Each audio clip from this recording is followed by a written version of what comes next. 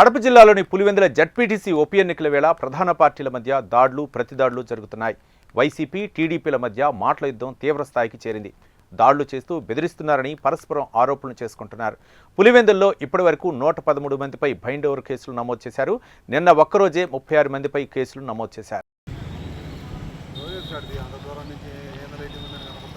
Already తీసుకున్నా కట్టెలు కావాలి కదా.